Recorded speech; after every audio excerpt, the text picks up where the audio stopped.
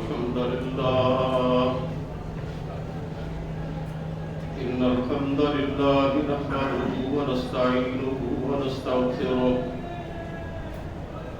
ونعوذ بالله من شرور أنفسنا ومن سيئات أعمالنا من يهده الله فلا مضل له ومن يضلل فلا هادي له وأشهد أن لا إله إلا الله وحده لا شريك له وأشهد أن محمدا عبده ورسوله أما بعد فإن خير الحديث كتاب الله وخير الهدي هدي محمد صلى الله عليه وسلم وشر الأمور محدثاتها وكل محدثة بدعة وكل بدعة ضلالة وكل ضلالة في النار رب اشرح لي صدري ويسر لي أمري واحلل عقدة من لساني يفقهوا قولي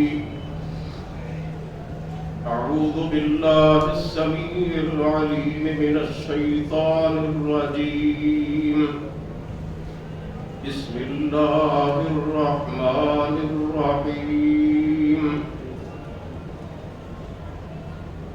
إنما المؤمنون إخوة فأصلحوا بين أخويكم واتقوا الله لعلكم ترحمون وقال الله تعالى في مقام آخر والذين كفروا بعضهم أولياء بعض إلا تفعلوه تكن فتنة في الأرض وفساد كبير. سب تعریفیں اللہ رب العالمین کے لیے ہیں. بے شمار درود و سلام نبی اقدس حضرت محمد رسول اللہ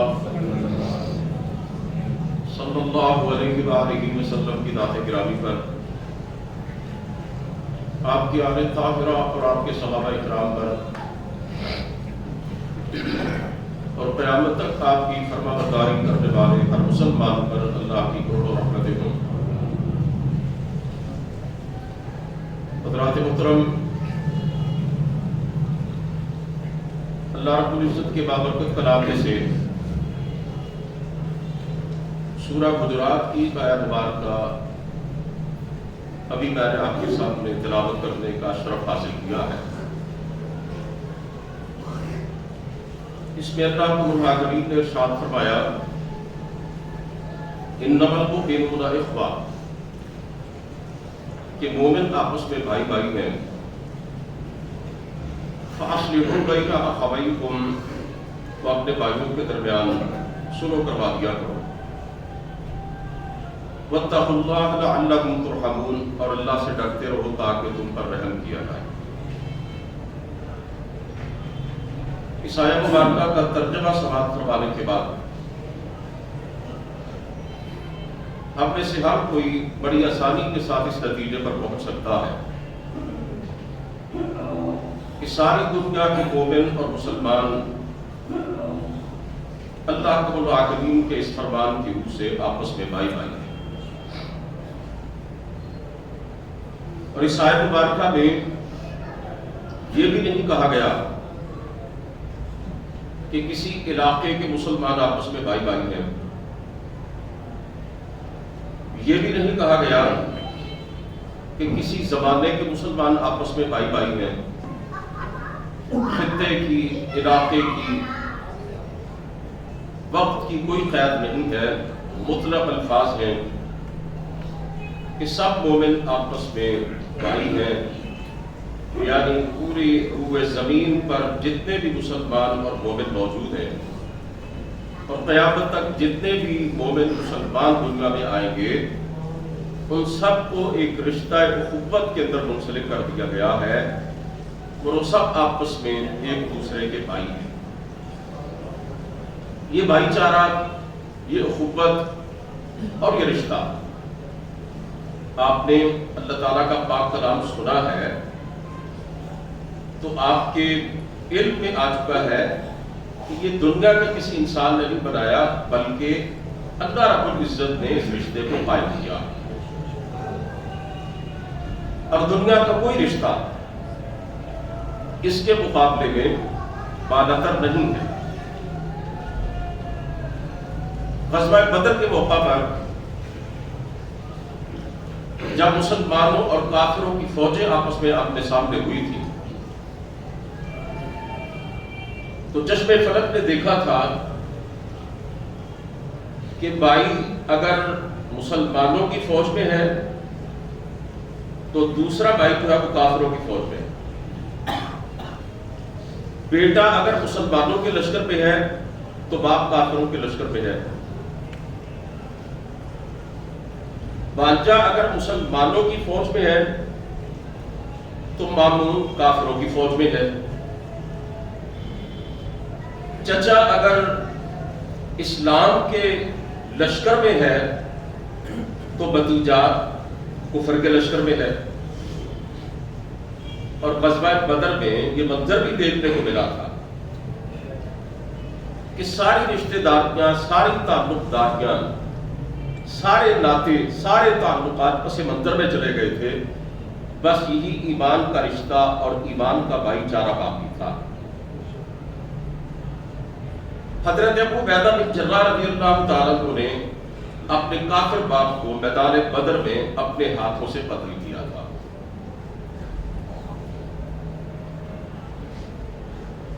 اسی طرح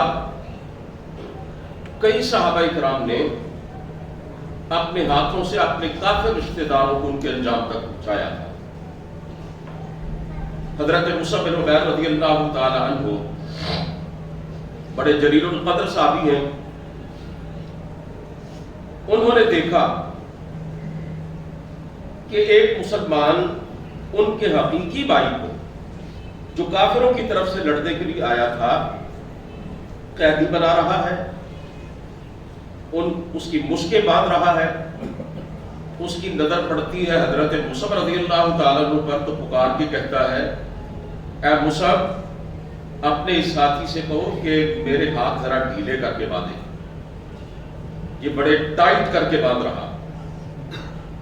اس پر حضرت مصعب رضی اللہ تعالیٰ عنہ نے کہا کہ اس کے ہاتھ اور کس کے باندھو، کیونکہ اس کی ماں بہت امیر ہے اور فدیے میں اس کو چھڑوانے کے لیے بڑے پیسے دے سکتی ہے۔ اس نے حیران ہو کر کہا کہ مصعب تیرا خون سفید ہو چکا ہے، اپنے بھائی کے بارے میں تو ایسی باتیں کہہ رہا ہے۔ کہنے لگے تم خاموش رہو، تم میرے کچھ نہیں لگتے، تمہاری بجائے وہ میرا بھائی ہے جو اس وقت تمہیں گرفتار کر رہا۔ تو میرے عزیزوں، اصل رشتہ تو ایمان کا رشتہ ہے اور اصل تعلق تو دین کا تعلق۔ سرکار دو عالم صلی اللہ علیہ وسلم نے بھی یہ بات ارشاد فرمائی، المسلم اخو المسلم، مسلمان مسلمان کا بھائی ہے۔ بلکہ آپ نے اس باقی محبت، محبت اور مودت کے حوالے سے ایک مثال دی۔ فرمایا تری المؤمنین فی تراحمہم وتعاطفہم کمثل الجسد، کہ تم مسلمانوں کو آپس میں محبت کرنے اور شفقت کرنے میں جسم کی طرح دیکھو۔ اذ اشتکا منہ عضو تداعی لہ سائر جسدہ بالسہر والحمى، فرمایا جس طرح جسم کے کسی ایک حصے میں تکلیف ہوتی ہے، کسی ایک حصے میں درد ہوتا ہے، تو اس کی وجہ سے سارا جسم بے قرار ہو جاتا ہے اور سارے کا سارا بدن بخار میں مبتلا ہو جاتا ہے، ساری رات سارا وجود جاگتا رہتا ہے۔ کیا مطلب ہے اس حدیث پاک کا؟ میرے بھائیوں بالکل آسان سی مثال اللہ کے رسول نے دی ہے کہ سارے مومن اور مسلمان آپس میں ایک وجود کی طرح، جیسے جسم کے کسی ایک حصے میں درد کو سارا جسم محسوس کرتا ہے، اسی طرح اگر دنیا میں کسی ایک جگہ پر بھی کوئی ایک بھی مسلمان تکلیف اور اذیت میں مبتلا ہو تو باقی سارے مسلمان اس کی تکلیف کو محسوس کرتے ہیں اور اس کے دکھ درد کو دور کرنے کی کوشش کرتے ہیں۔ قرآن و سنت سے یہ بات پتہ چلتی ہے کہ اگر کسی علاقے میں مسلمان مظلوم ہوں، کافر انہیں اذیتیں پہنچا رہے ہیں، تو دوسرے علاقوں کے مسلمانوں پر ان مظلوم بھائیوں کی مدد کرنے کے لیے جہاد فرض ہو جاتا ہے، جہاد لازم ہو جاتا ہے۔ وہ کسی صاحب دل نے کہا ہے نا جی کہ اخوت اس کو کہتے ہیں کہ چبھے کانٹا جو کابل میں تو ہندوستان کا ہر پیر و جوان بیدار ہوتا ہے۔ اس کو تھوڑا سا میں تبدیل کر کے یوں کہنا چاہتا ہوں، اخوت اس کو کہتے ہیں کہ جبے کانٹا جو فلسطین میں تو دنیا کا ہر مسلمان بیتاب ہو جائے۔ مسلمان کا دل پتھر کا نہیں ہوتا بلکہ وہ موم سے بھی زیادہ نرم ہوتا ہے۔ اللہ تعالیٰ نے اپنے پیارے پیغمبر علیہ السلام کے صحابہ کی جو صفات قرآن کریم میں ذکر فرمائی ہے، آپ جانتے ہیں کہ ان میں سے ایک صفت یہ ہے رحماء بینہم، کہ وہ آپس میں بڑے رحم دل ہوتے ہیں، بڑے نرم دل ہوتے ہیں۔ اور بقول حضرت اقبال، ہو حلقہ یاراں تو بریشم کی طرح نرم، رسم حق و باطل ہو تو فولاد ہے مومن۔ مسلمان جب ایک دوسرے کو تڑپتا ہوا دیکھتے ہیں تو وہ اس تکلیف کو اپنی تکلیف سمجھتے ہیں۔ جب تک اپنے بھائیوں کی تکلیف رفع نہیں ہو جاتی انہیں چین نہیں ملتا۔ سرکار دو عالم صلی اللہ علیہ وسلم کی سیرت طیبہ میں ایسی بہت سی مثالیں موجود ہیں کہ جب آپ نے اپنے ماننے والوں کو، اپنا کلمہ پڑھنے والوں کو، اپنی امت کے لوگوں کو کسی تکلیف میں دیکھا، ان پر ظلم ہوتے ہوئے دیکھا، تو آپ صلی اللہ علیہ وسلم نے ان کی مدد کے لیے ہر ممکن کوشش کی، اپنے صحابہ کے لشکروں کو بھیجا، اللہ کی راہ میں ان کے پاؤں کو غبار آلود کیا۔ آپ جانتے ہیں کہ مکہ مکرمہ میں ابتدائی دور میں جن لوگوں نے اسلام قبول کیا تھا ان میں کئی غلام بھی تھے جو بڑے کمزور تھے، بڑے مفلس و فلاش تھے۔ انہی میں سے ایک حضرت بلال رضی اللہ تعالیٰ عنہ بھی تھے۔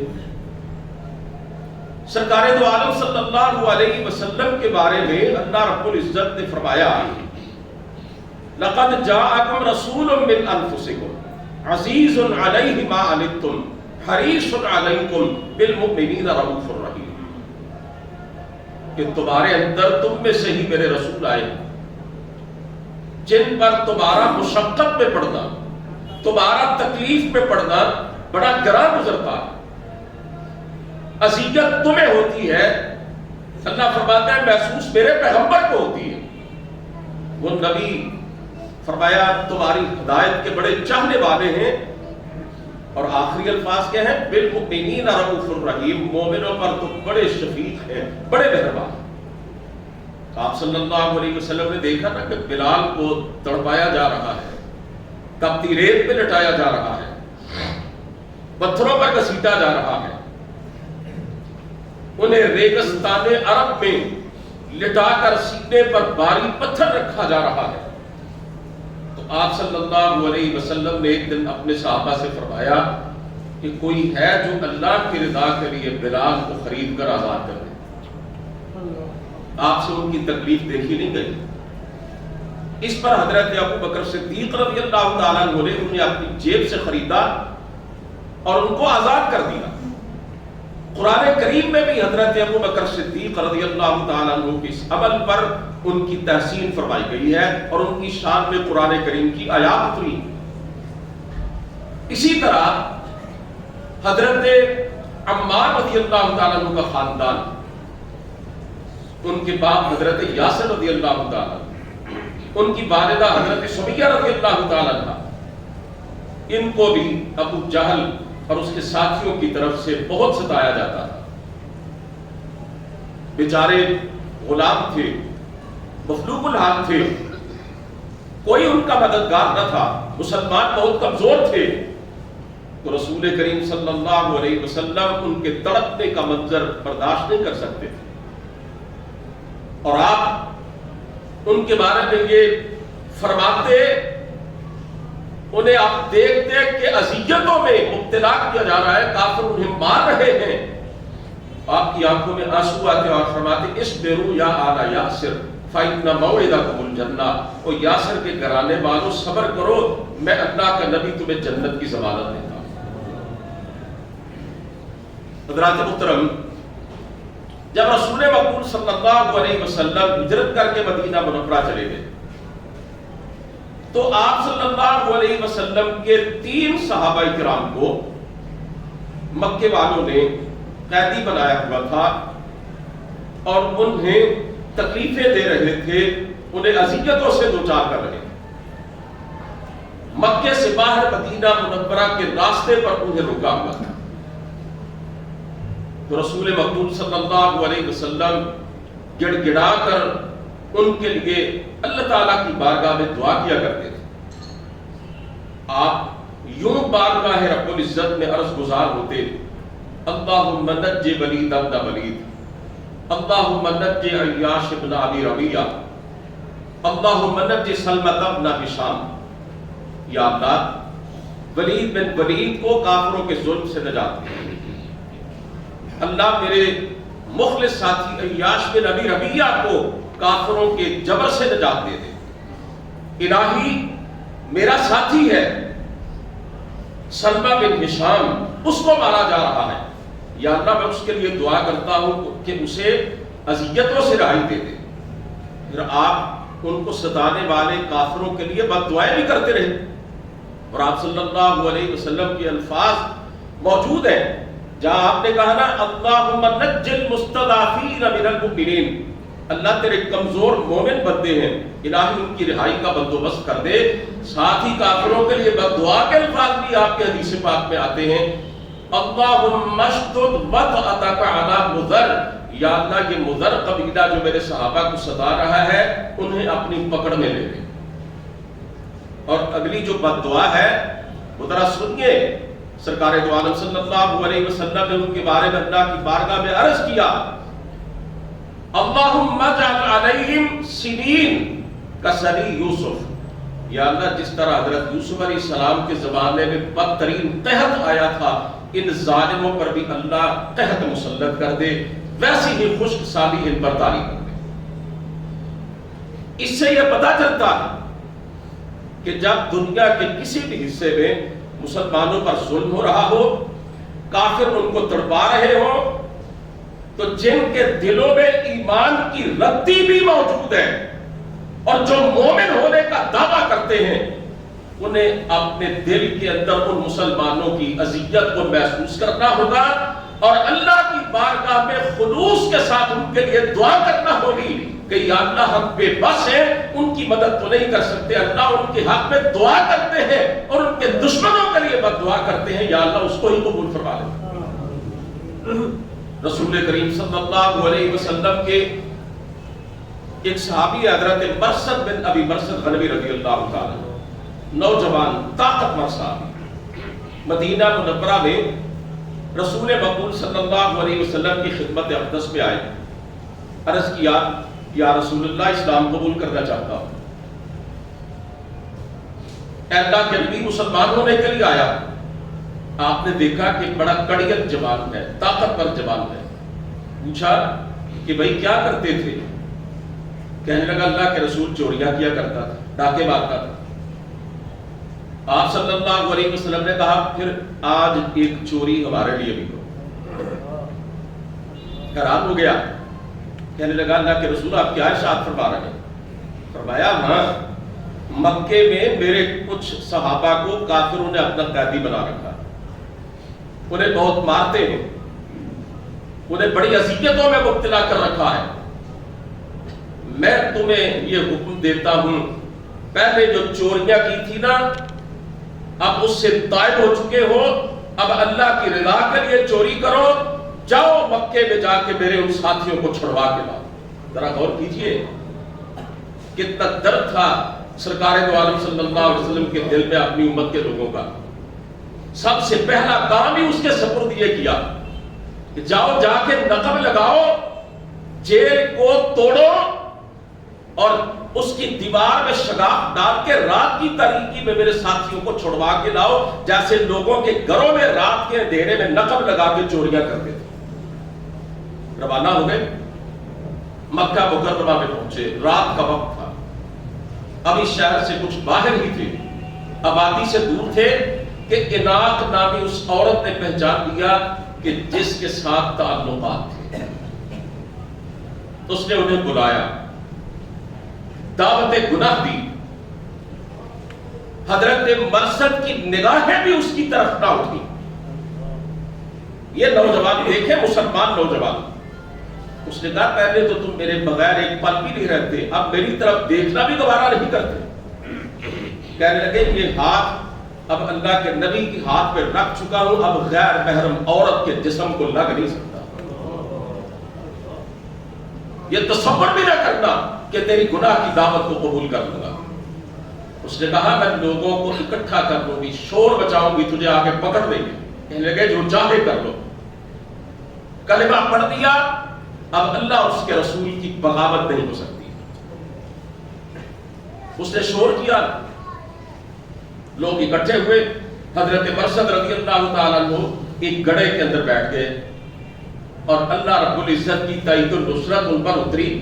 کافر گڑھے کے کنارے پر کھڑے تھے لیکن حضرت مرثد ان کو دکھائی دے ہی نہیں رہے تھے۔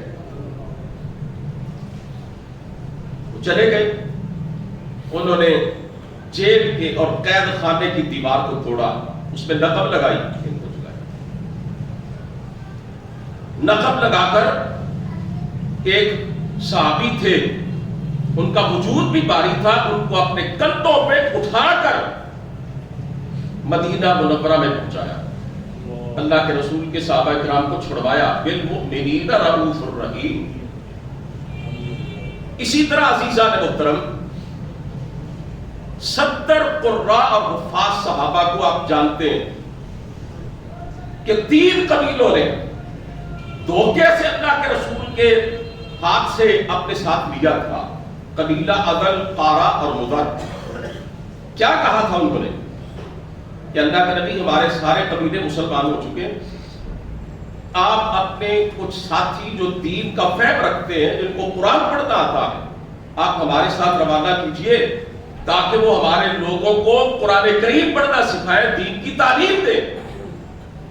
اور سرکار دو عالم صلی اللہ علیہ وسلم کی سب سے بڑی خوشی کیا ہوتی تھی کہ لوگ اللہ کے دین کو قبول کر رہے ہیں، اور سب سے بڑا دکھ میرے نبی کا کیا تھا کہ یہ لوگ اسلام سے، دین سے دور ہیں اور کفر کے عالم میں جہنم کی طرف جا رہے ہیں۔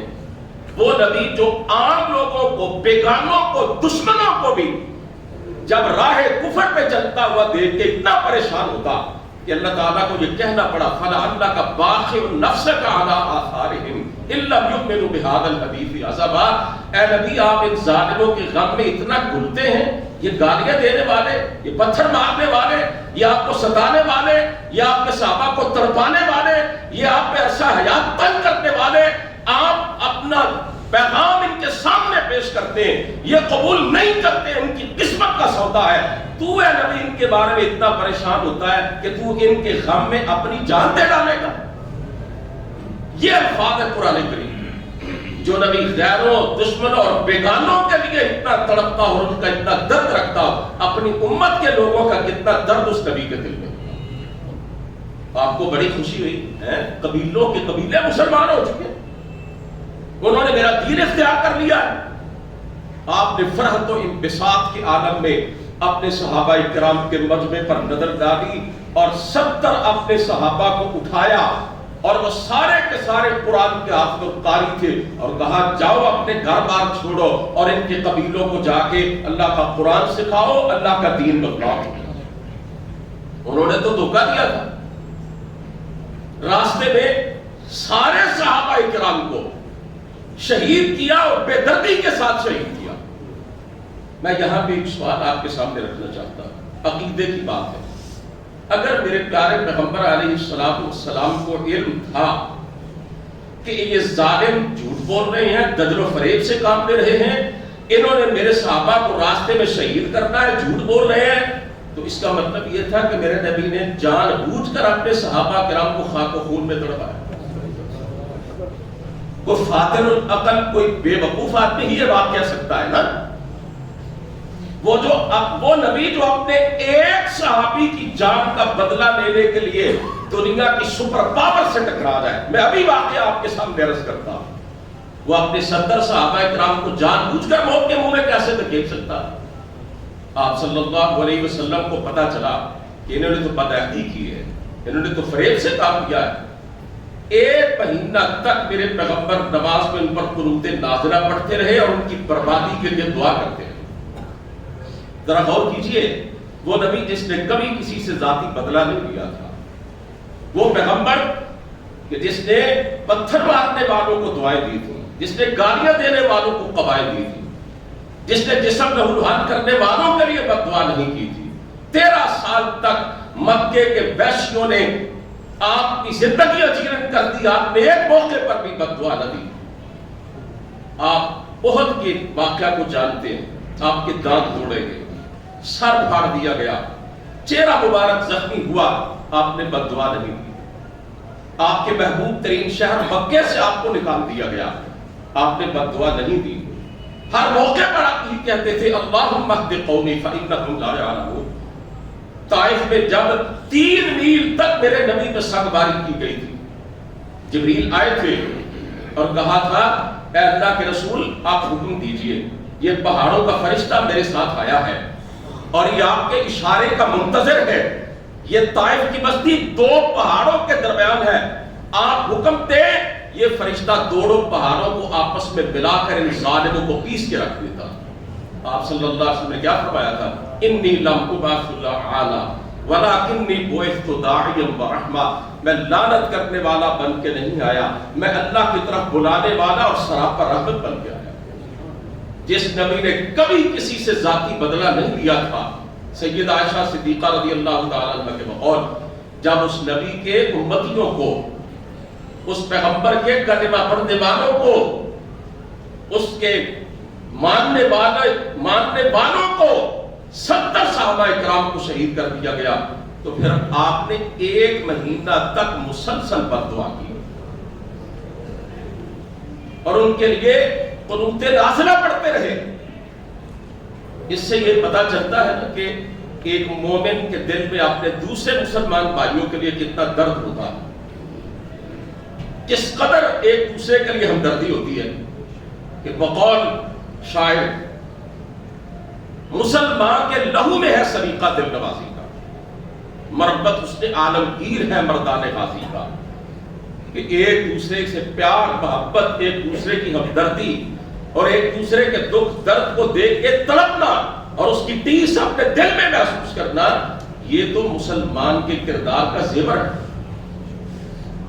خنجر چلے کسی پر تڑپتے ہیں ہم امیر، سارے جہاں کا درد ہمارے جگر میں۔ کمال کر گیا یہ اللہ کا بندہ کہ خنجر کسی پہ چلتا ہے، بدن کسی کا کٹتا ہے، لہو کسی کے جسم سے بہتا ہے، اور تڑپتے ہم ہیں اس لیے کہ ہم مسلمان ہیں، ہم نے مدینے والے کا کلمہ پڑھا ہے، ہمیں ہمارے رب نے آپس میں بھائی بھائی قرار دیا ہے، ہمیں ہمارے نبی نے ایک جسم کی مانند ٹھہرایا ہے، ہم کیسے ایک دوسرے سے بیگانہ رہ سکتے ہیں؟ سرکار دو عالم صلی اللہ علیہ وسلم کے مبارک دور میں ایک جنگ لڑی گئی ہے جس میں آپ صلی اللہ علیہ وسلم نے شرکت نہیں کی۔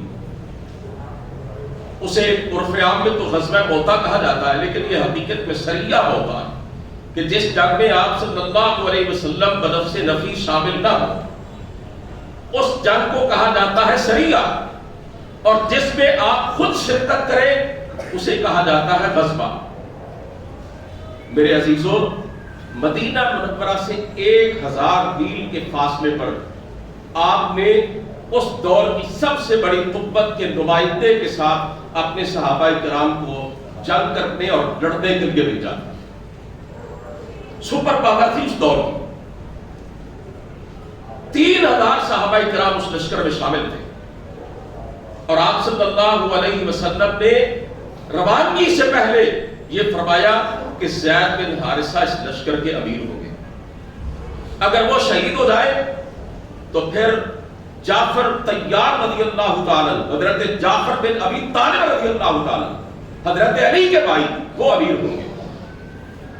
اگر وہ شہید ہو جائے تو آپ نے فرمایا پھر عبداللہ بن رواحہ رضی اللہ تعالیٰ کو سالار لشکر ہوں گے۔ ایک یہودی نعمان نام کا رسول کریم صلی اللہ علیہ وسلم کی یہ بات سن رہا تھا، کہنے لگا کہ اگر یہ تینوں شہید ہو گئے تو یہ اس بات کی دلیل ہوگی کہ آپ اللہ کے سچے نبی ہیں، کیونکہ بنی اسرائیل کے پیغمبر اگر اس طرح 100 آدمیوں کا نام لے کر بھی کہتے تھے تو وہ 100 کے 100 ہی شہید ہو جاتے، اور اللہ کے رسول نے جیسے فرمایا تھا ویسے ہی ہوا۔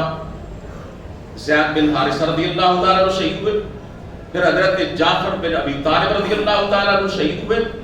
33 سال کا یہ گبرو جوان تھا حضرت علی رضی اللہ تعالیٰ عنہ کا بھائی، جس ہاتھ میں جھنڈا پکڑا تھا وہ ہاتھ کاٹ دیا گیا، دوسرے ہاتھ میں جھنڈا پکڑ لیا وہ ہاتھ بھی کاٹ دیا گیا، پھر سینے میں نیزہ مارا گیا، شہید ہو گئے۔ حضرت عبداللہ بن رواحہ رضی اللہ تعالیٰ عنہ بھی لشکر کی قیادت کرتے ہوئے شہید ہوئے، اور اس لشکر کو جھنڈا اللہ کے رسول نے تیار کر کے تھمایا تھا۔ آپ اس لشکر کے ساتھ پیدل چلے تھے ثنیۃ الوداع تک، جہاں مدینے کے لوگ اپنے مہمانوں کو رخصت کرنے کے لیے آیا کرتے تھے۔ حضرات محترم، اس کا سبب کیا تھا؟ وجہ کیا تھی؟ اتنی دور آپ نے اپنے صحابہ کرام کو کیوں بھیجا؟ 1000 میل کا فاصلہ اور دنیا کی سب سے بڑی قوت، وجہ کیا تھی؟ فقط ایک مسلمان کی جان کا بدلہ لینا تھا۔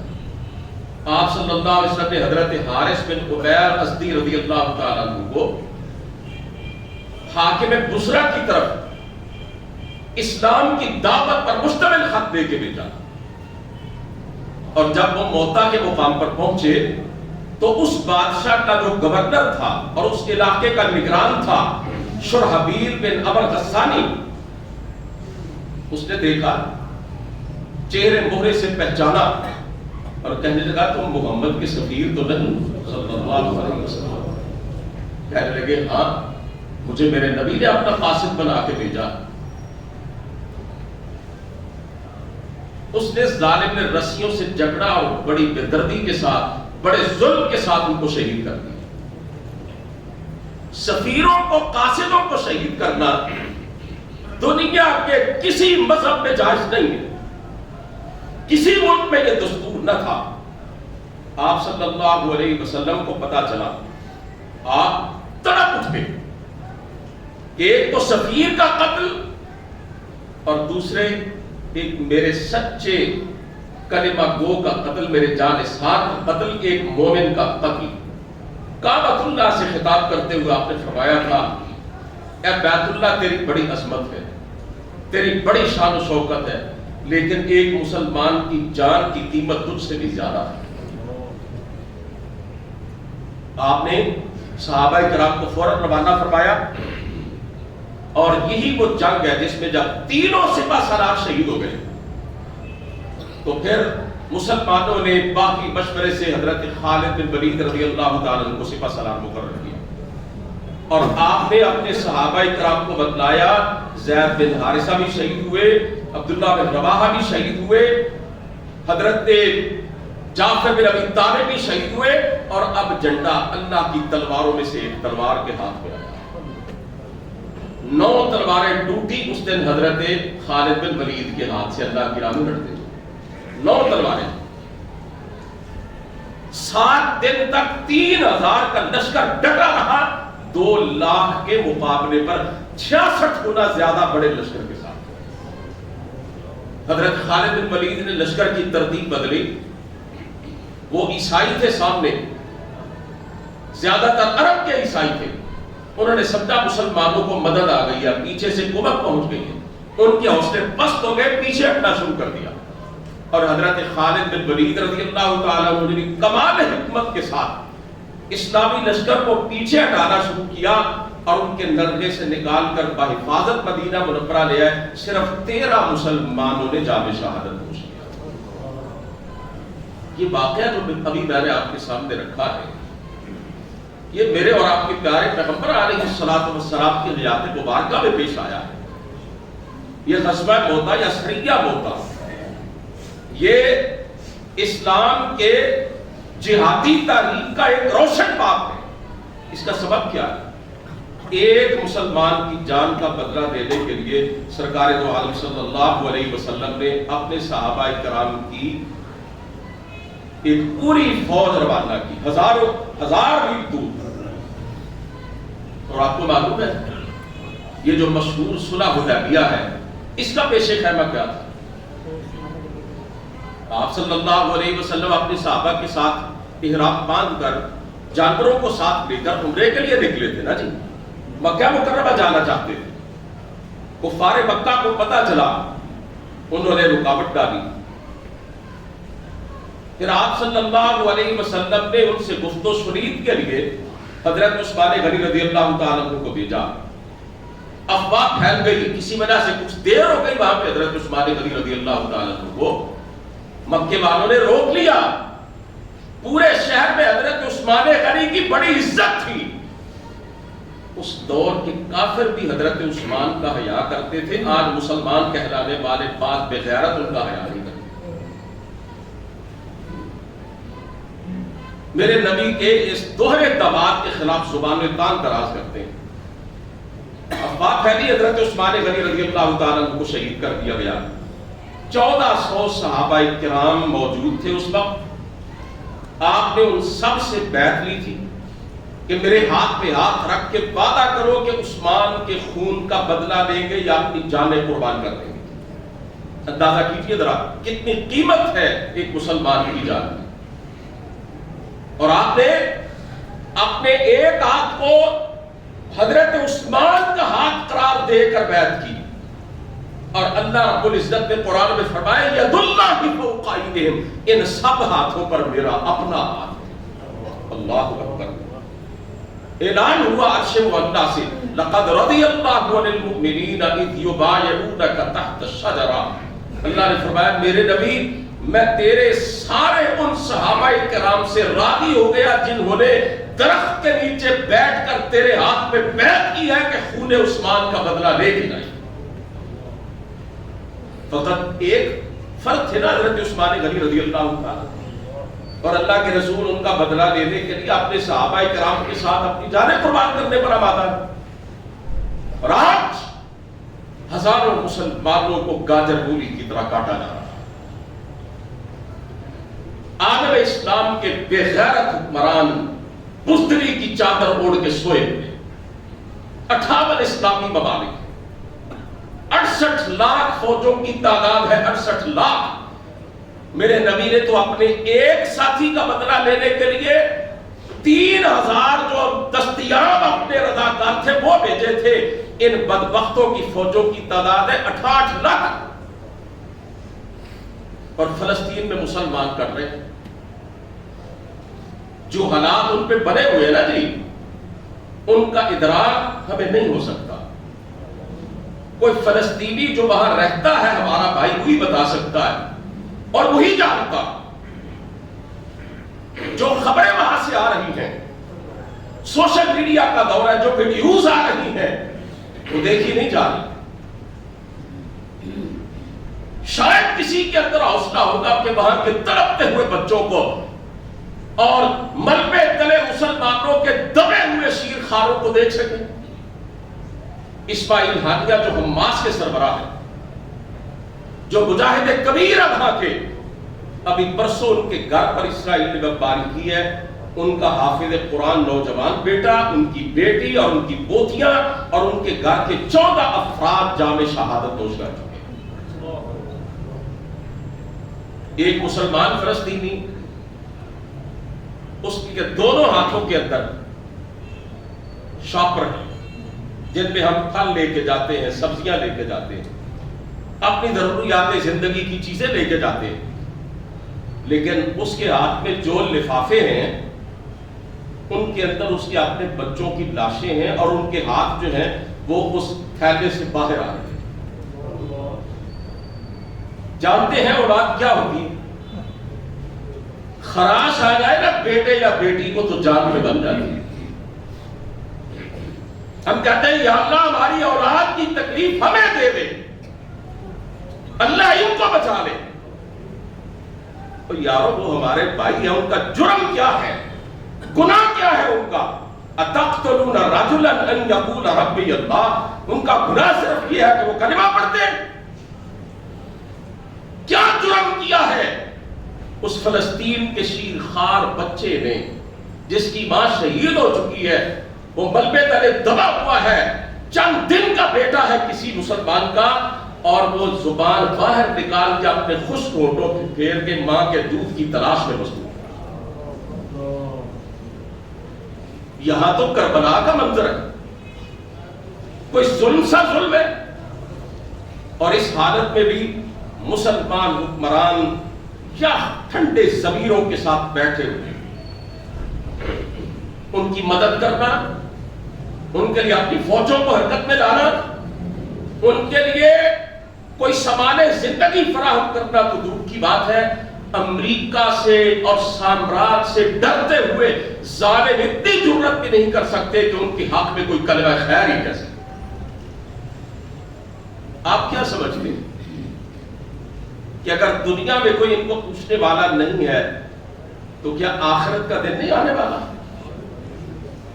وہ عمر ابن خطاب جس نے بیت المقدس کو فتح کیا تھا اور 4 مرتبہ وہ عدل و حریت کا تاجدار بیت المقدس پہنچا تھا، آج وہی مسجد اقصی اور بیت المقدس کسی عمر کی تلاش میں اپنی پتھرائی ہوئی آنکھوں سے دیکھ رہے۔ اس عمر بن خطاب نے کہا دجلہ کے کنارے بکری کا بچہ بھی بھوکا مر گیا میرے دور میں، رب نے قیامت کے دن اپنی عدالت میں کھڑا کر کے پوچھنا ہے۔ ایمان ہے نا اللہ کی بارگاہ میں حاضری پر؟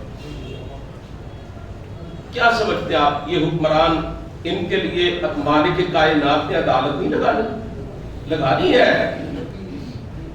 ان سے پوچھا جائے گا بدبختوں، تمہارے پاس فوجیں تھیں، اسلحہ تھا، گولہ بارود تھا، وسائل میں نے دیے تھے، دنیا میں جتنا میں نے تمہیں نوازا تھا کسی کو نہیں نوازا، بتلاؤ تمہارے ہوتے ہوئے میرے نبی کی امت کے بچوں، بوڑھوں، جوانوں، مردوں، عورتوں، چھوٹے چھوٹے معصوم شیر خاروں کو بھی گاجر مولی کی طرح کاٹ دیا گیا تھا، اور تم بے بسی کے ساتھ تماشا دیکھ رہے تھے۔ تمہیں اپنی حکومت و اپنی کرسیوں کی فکر تھی، تمہیں اپنی جانوں کی فکر تھی، تمہیں صرف اپنی عیش و عشرت کی فکر تھی۔ رسول کریم صلی اللہ علیہ وسلم کا ایک فرمان عالی شان سنیے، آپ نے صحابہ کرام سے فرمایا ایک وقت ایسا آنے والا ہے کہ دنیا کی قومیں تم پہ اس طرح ٹوٹ پڑیں گی جس طرح بھوکے دسترخوان پہ ٹوٹ پڑتے ہیں۔ صحابہ حیران ہوئے تھے، کہنے لگے اللہ کے رسول جب یہ وقت آئے گا تو ہم تعداد میں بہت تھوڑے ہو جائیں گے۔ انہوں نے سوچا ہوگا نا کہ بدر میں تو 1000 کے مقابلے میں 313 تھے، احد میں 1000 کے مقابلے میں 700 تھے، خندق میں 10,000 کے مقابلے میں 3000 تھے، اور ابھی میں نے موتا کا واقعہ آپ کے سامنے پیش کیا، 2 لاکھ کے مقابلے میں 3000 تھے۔ تو اتنے تھوڑے دشمن کے مقابلے میں ہم دب نہ سکے، تو جب یہ وقت آئے گا تو ہماری تعداد بہت ہی تھوڑی ہوگی۔ فرمایا بل انتم کثیر، نہیں، میں جس وقت کی طرف اشارہ کر رہا ہوں اس دور میں تمہاری تعداد بہت ہی زیادہ ہوگی۔ وَلَكِنَّكُمْ غُثَاء كَغُثَاءِ السَّيْلِ، لیکن تمہاری حیثیت ایسے ہوگی جیسے سمندر کی سطح پر ابھرنے والی جھاگ ہوتی ہے جو دیکھنے میں بہت زیادہ ہوتی ہے لیکن اس میں کوئی طاقت، کوئی زور نہیں ہوتا، ختم ہو جاتی ہے تھوڑی دیر کے بعد۔ صحابہ کرام نے پھر دوسرا سوال کیا تھا کہ رسول اتنی بڑی تعداد اور اتنی کمزوری کہ ہمیں دنیا کی کافر قومیں لقمہ در بنا لے گی، آپ نے فرمایا اس کا سبب یہ ہے، تم نے وجہ پوچھی ہے تو سنو، تمہیں وہن لاحق ہو جائے گا۔ کہنے لگے اللہ کے رسول وہن کیا چیز ہے؟ فرمایا حب الدنیا و کراہیت الموت، تم دنیا میں اس طرح اپنا دل لگا لو گے، اللہ کی راہ میں لڑنے اور جانیں قربان کرنے سے تمہیں نفرت ہوگی اور تم دنیا کے بندے بن کر جینا شروع کر، موت سے تمہیں نفرت ہوگی۔ ایک مسلمان جو ہے وہ موت سے تو ڈرتا ہی نہیں ہے، اور پھر شہادت کی موت۔ عزیزان محترم، آج دور ہے ٹیکنالوجی کا، آج دور ہے ایٹمی ہتھیاروں کا، آج دور ہے میزائلوں کا، اور آج یہ جو وسائل حرب و ضرب ہے نا، یہ میرے اور آپ کے پاس نہیں ہے، یہ عام مسلمانوں کے پاس نہیں ہے، یہ حکمرانوں کے پاس ہے، اور ان کے چلانے والے جو افواج ہیں ان پر بھی حکم چلتا ہے۔ تو مسلمان حکمرانوں کا آج بارڈر رستے میں حائل ہے، جغرافیائی حدود ہے، ملکوں کی سرحدیں ہیں۔ اگر کوئی اللہ کا بندہ کوئی جہاد کے راستے پر گامزن ہونا چاہے، اس کے راستے میں بڑی رکاوٹیں ہیں۔ آج اگر مسلمانوں کا اور امت کا دفاع ہو سکتا ہے تو صرف اسی صورت میں کہ حکمران کچھ غیرت کا مظاہرہ کرے، یہ بے حمیتی کی چادر کو اتارے اور امت مسلمہ کی حفاظت کا فریضہ انجام دینے کے لیے سرگرم عمل ہو جائے۔ جہاں تک ہمارا تعلق ہے، ہمیں دعاؤں میں اپنے فلسطینی بھائیوں بہنوں کو یاد رکھنا ہوگا۔ آج بھی بعض ظالم بدبخت ان کے خلاف لکھ بھی رہے ہیں اور بول بھی رہے ہیں، یہ ان کا اپنا قصور ہے۔ انہوں نے یہودیوں کو زمینیں بیچی، انہوں نے ان کو وہاں بسانے میں کردار ادا کیا، بالکل غلط ہے۔ میں نے پچھلے خطبے میں بھی آپ کے سامنے 2-3 مثالیں رکھی تھیں۔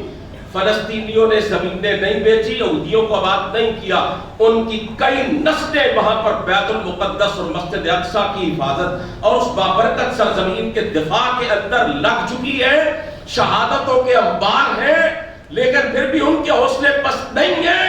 امریکہ اور برطانیہ کی آشیرواد اور ان کے تائید کے ساتھ، ان کی مدد کے ساتھ دنیا بھر سے یہودی وہاں اکٹھے ہوئے ہیں، اور آج بھی امریکہ نے اپنا بحری بیڑا جو ہے ان کی حفاظت کے لیے بھیجا ہوا ہے۔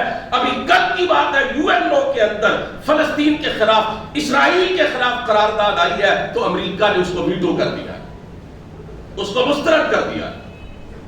لیکن ایک وقت ایسا آئے گا، یہ اللہ کے رسول کا فرمان میں نے شاید پچھلے خطبہ جمعہ میں بھی آپ کے سامنے رکھا تھا، لَتَجِدَنَّ أَشَدَّ النَّاسِ عَدَاوَةً لِلَّذِينَ آمَنُوا الْيَهُودَ، اللہ فرماتا ہے مومنوں، اس کائنات میں تمہارے بدترین دشمن اگر کوئی ہے تو وہ یہودی ہے، ان سے بڑھ کے تم سے عداوت رکھنے والا کوئی نہیں ہے۔ اور میرے نبی نے فرمایا ایک وقت ایسا آئے گا تم یہودیوں کو قتل کرو گے، حتیٰ کہ یہودی کسی پتھر اور درخت کے پیچھے بھی چھپا ہوگا، وہ درخت پکار کے کہے گا، وہ پتھر آواز دے کے کہے گا، یا مسلم ھذا یہودی ورائی فاقتلہ، اے اللہ کے نبی کا کلمہ پڑھنے والے، یہ یہودی میرے پیچھے چھپا ہوا ہے، آ اس کو قتل کر دے۔ فرمایا تم اس کو قتل کر دو، یہ اللہ کی پکڑ سے بچ نہیں سکیں گے یہ ظالم۔ اللہ تعالیٰ نے قرآن کریم کے اندر وعدہ فرمایا۔ حضرات محترم، ان فلسطینی مظلوموں کے لیے آپ دن رات دعائیں کیجئے، خلوص دل کے ساتھ بارگاہ رب العزت میں ان کے لیے التجا کیجئے کہ اللہ تعالیٰ انہیں اسرائیل جیسے درندے کے ظلم اور جبر سے آزادی دے دے، اور اللہ ان ہمارے مسلمان ممالک کے حکمرانوں کو بھی کچھ ہوش کے ناخن لینے کی توفیق عطا فرمائے۔ وآخر دعوانا الحمدللہ رب العالمین۔